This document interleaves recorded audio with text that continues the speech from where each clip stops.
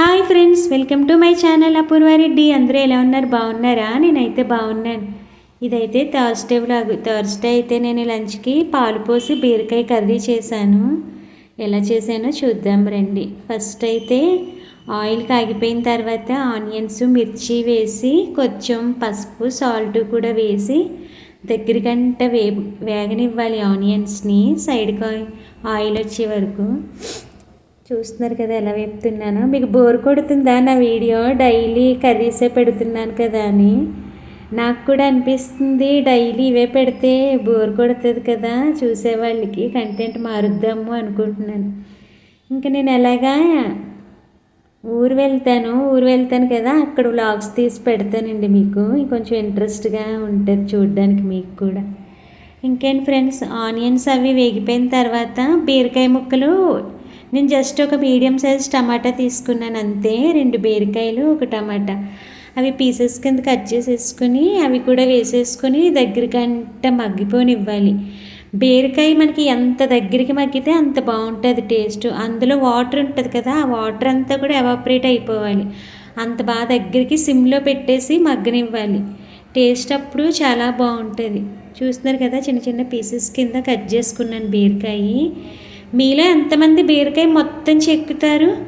కొందరైతే దానికి పైన గరుకుగా ఉంటాయి కదా, అవే చెక్కుతారు. కొందరైతే మొత్తం చెక్కేస్తారు. మా అత్తయ్య గారు అయితే మొత్తం చెక్కరు, అక్కడక్కడ తీస్తారు అంతే పైన పొట్టదిని. కొందరైతే మొత్తం పొట్టంతే తీసేస్తారు. మీరు ఎలా తీస్తారు కామెంట్ చేయండి. బీరకాయ టమాటా కూడా వేసాక చెప్పాను కదండి, మొత్తం సైడ్కి ఆయిల్ వచ్చే వరకు బాగా మగ్గనివ్వాలి. అప్పుడు కొద్దిగా కారం కూడా వేసుకుని ఒక 2 సెకండ్స్ ఫ్రై అవ్వనిచ్చి ఆ తర్వాత పాలు పోసుకోవాలి మనం. పాలు పచ్చి పాలైనా పర్వాలేదు, కాచి చల్లారిన పాలైనా పర్వాలేదు. ఏ పాలు తీసుకున్నా కానీ చిక్కటివి తీసుకుంటే కర్రీ టేస్ట్ బాగుంటుంది.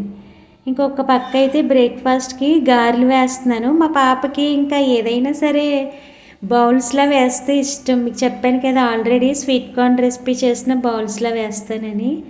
అలా మా పాపకి ఇంకా బౌల్స్లో వేసి ఇచ్చేసి నాకు మా హస్బెండ్కినేమో గారెల కింద చేసాను. ఇంకేంటి ఫ్రెండ్స్, చూస్తున్నారు కదా చక్కగా దగ్గరకంటే అయిపోయింది బీరకాయ కర్రీ. ఇప్పుడు కారం కూడా వేసుకుని, కారము కొంచెం ధనియాల పొడి వేసాను అంతే. ఇంకా అల్లం వెల్లుల్లి పేస్ట్ కానీ ఇంకా అలాంటివి ఏమీ వేయలేదు. బీరకాయ కర్రీకి ఏ మసాలా వేయకుండా ఉంటేనే ఎక్కువ టేస్ట్ బాగుంటుంది అని నేను అనుకుంటున్నాను. టేస్ట్ అయితే చాలా బాగుంటుంది పాలు పోసి వండుకుంటే. చిక్కటి పాలు వేస్తే ఇంకా టేస్ట్ బాగుంటుంది. మావి ఆవు పాలు కాబట్టి కొంచెం పలుచగా ఉంటాయి కదా ఆవు పాలు, గేదె పాలు కన్నా కూడా. చూస్తున్నారు కదా, పాలు కూడా పోసేసి ఇంకా సైడ్కి ఆయిల్ వచ్చే వరకు దగ్గరికి ఎంత వీలైతే అంత దగ్గరికి దాన్ని వేగనిస్తే బాగుంటుంది. సైడ్కి ఆయిల్ సపరేట్ అయిపోవాలి. చూస్తున్నారు కదా, తర్వాత ఇంక గారెలు కూడా వేసాను. టేస్ట్ అయితే చాలా బాగుంటుంది బీరకాయ కర్రీ.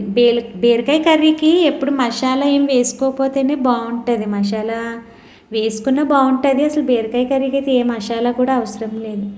ఇంకేంటి ఫ్రెండ్స్, ఇంకా మా పాప స్కూల్కి రెడీ అయిపోతుంది. దానికి తెలియకుండా వీడియో తీస్తుంది. తర్వాత పిలిచి హాయ్ చెప్పరా అంటుంటే హాయ్ చెప్తుంది. చూడండి ఫ్రెండ్స్, ఇంకా అసలు షిన్చాను, డోరామాను వస్తే ఇంకేమీ పట్టించుకోదు. పక్కన ఏం జరిగినా నాకు అనిపిస్తుంది దొంగోడు వచ్చి ఏమైనా పట్టుకెళ్ళిపోయినా కూడా అంతే సంగతి అనుకుంటాను.